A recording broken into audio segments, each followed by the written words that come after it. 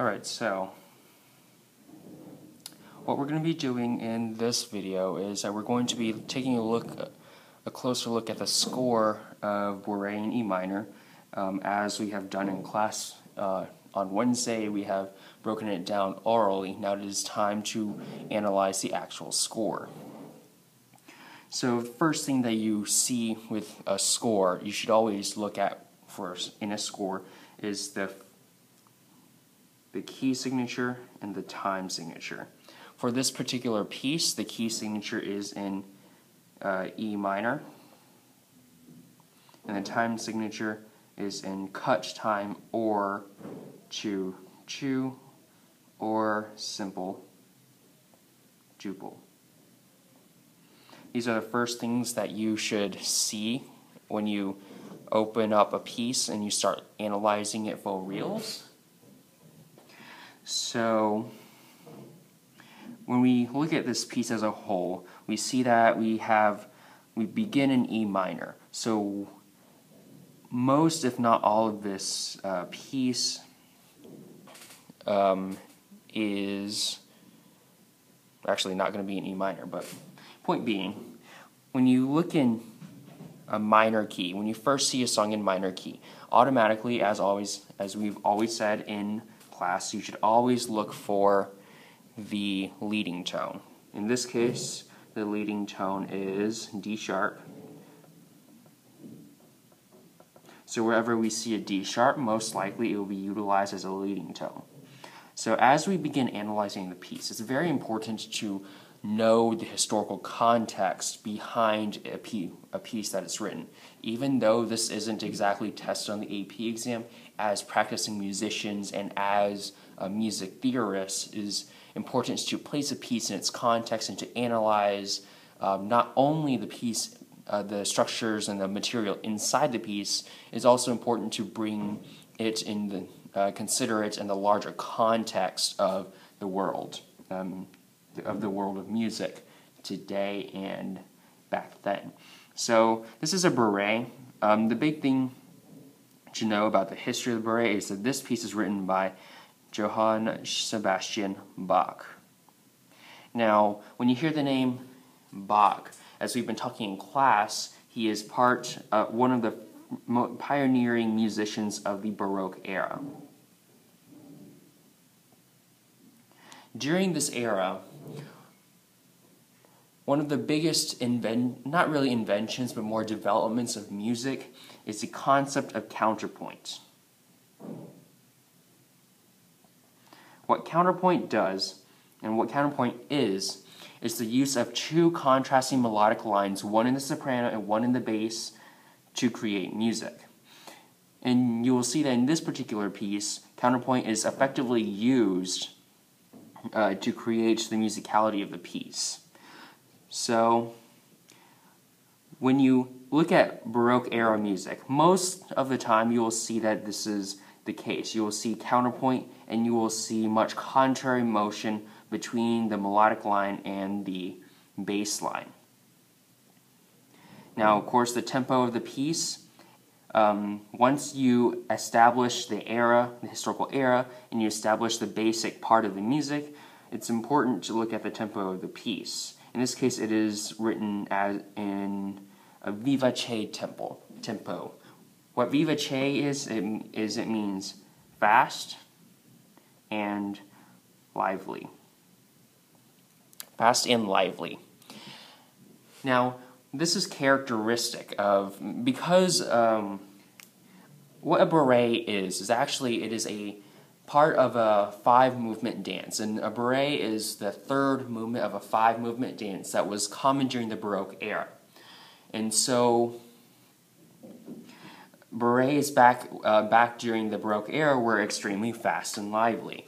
So it is very typical to see a Bourree and have a tempo that is quite fast.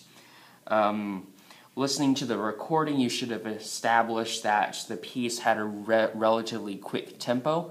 This is reinforced with what Bach wrote as his established tempo.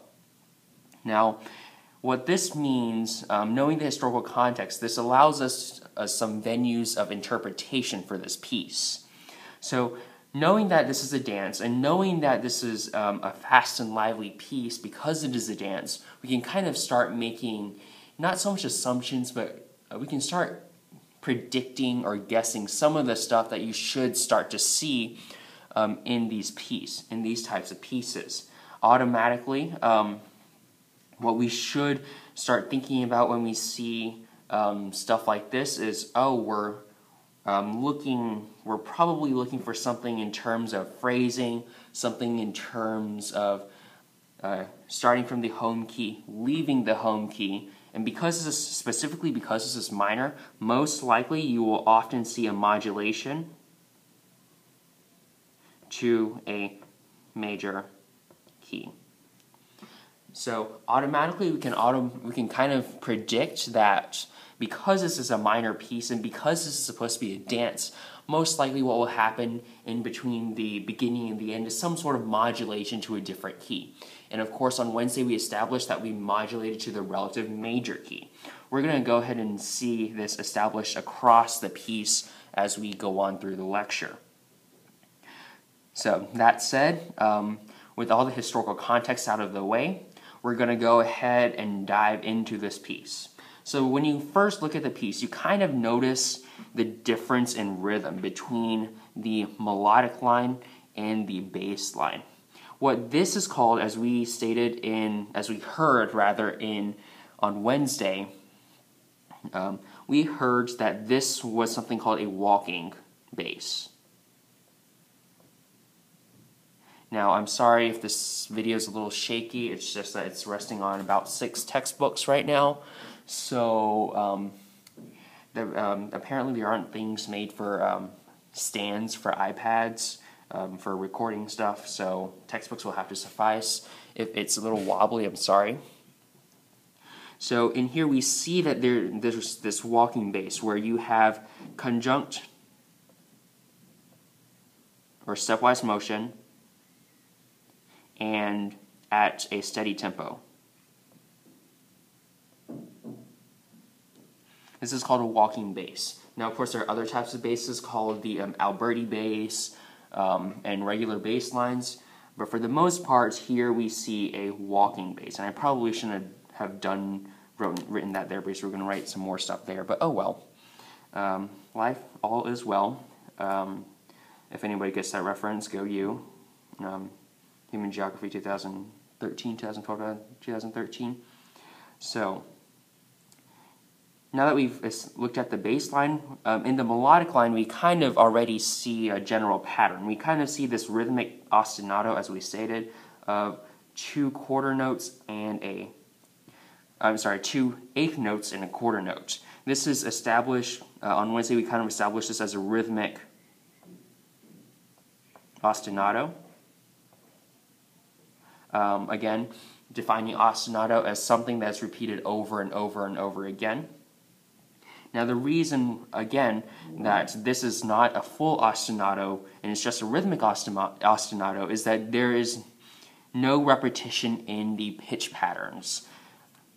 This is your first motive right here, okay? This is the smallest musical idea of this piece. What makes this a rhythmic ostinato and not a melodic ostinato is that even though we have the same rhythm over and over and over and over repeated throughout the entire piece, what you don't see is this stepwise motion E, F, G over and over. Here you see the initial motive, so A, and then you see a inversion of it actually. You see a motivic inversion because now instead of going up, you're going the same way but just downwards. So you see inversions of the original motive. You see variations, and so on and so forth. And actually, you can identify a large number of ways that Bach actually chooses to change this initial motive to elaborate his piece.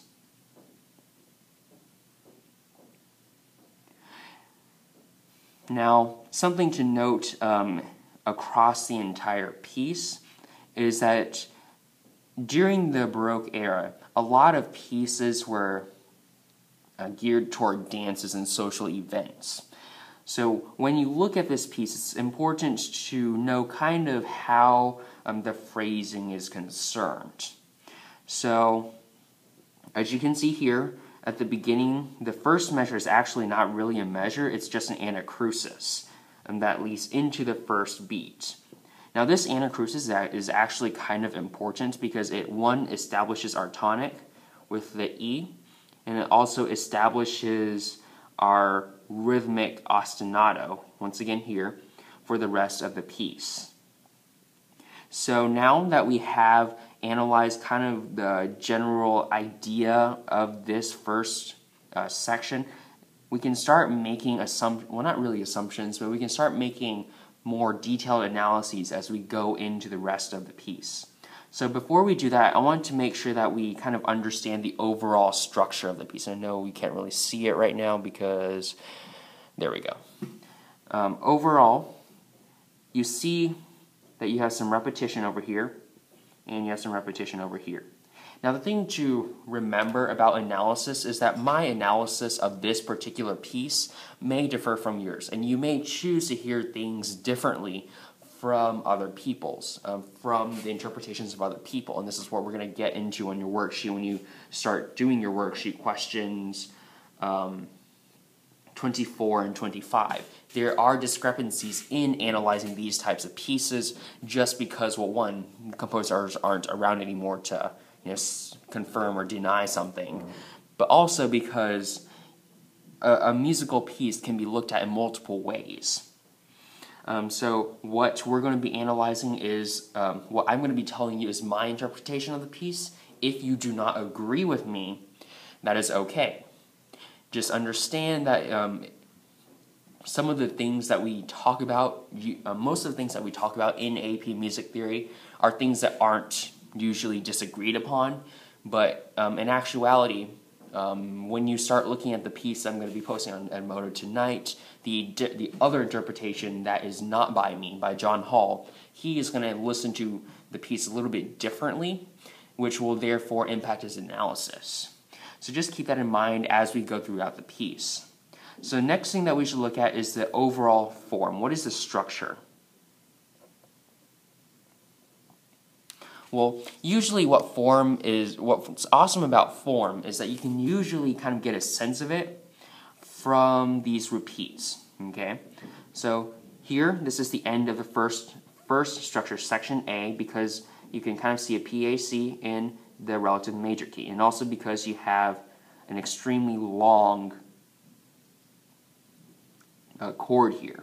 So this entire section would be called section A. It's our first large section of the piece that we hear and that we see, and it is also the sort of like the introductory section into this piece. So this is the first section. This next section actually, even though you may say it incorporates, it ends here.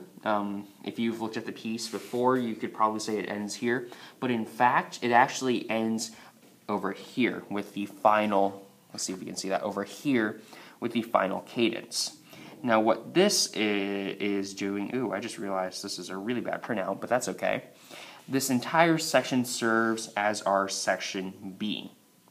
Section B is also repeated.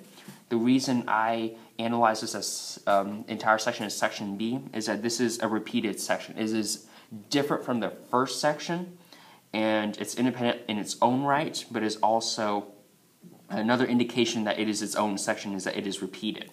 So with that said, what is this form right here? This form is called simple binary form. This is going back to your vocab, knowing your vocab. Binary, apparently I can't spell today. Simple binary form. Usually when you have a piece in simple binary form, you will see these kinds of repetitions. You will see that the A section, even in just like regular binary, sections are usually repeated.